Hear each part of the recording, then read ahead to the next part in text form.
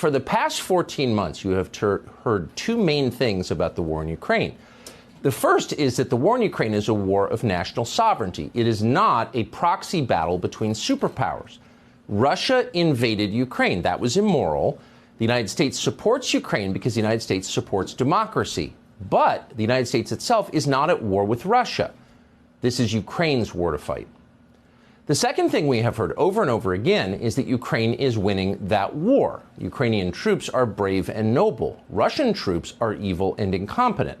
The Ukrainians are beating the Russians. In the end, their victory is inevitable. Now, you're very familiar with these points because you have heard them every day since last February. You've heard them repeated by every power center in the United States, the Pentagon, the White House, the leaders of both parties in Congress, CEOs, and celebrities. And most insistently of all, you've heard them from virtually every single outlet along the entire spectrum of our national news media. These are the two essential themes of the war in Ukraine, and both of them are lies. We know that they're lies because late last week, leaked intelligence about the war in Ukraine began to appear on social media. Briefing slides prepared by the U.S. government began to show up, among other places, on Twitter. And the slides show that this is, in fact, not Ukraine's war. It's our war. The United States is a direct combatant in a war against Russia. As we speak, American soldiers are fighting Russian soldiers. So this is not a regional conflict in Eastern Europe. This is a hot war between the two primary nuclear superpowers on Earth.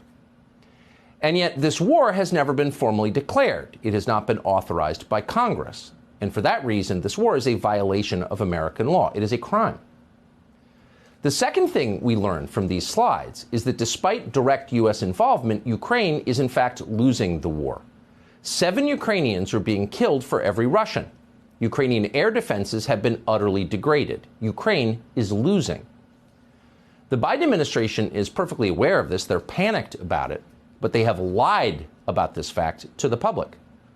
Just 2 weeks ago, for example, Secretary of Defense Lloyd Austin told the U.S. Senate that Russian military power is, quote, waning.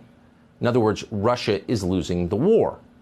That was a lie. He knew it was when he said it, but he repeated it in congressional testimony. That is a crime. But Lloyd Austin has not been arrested for committing that crime.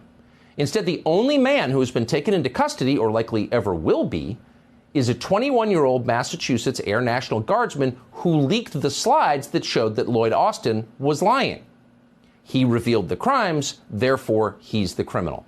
That's how Washington works. Telling the truth is the only real sin.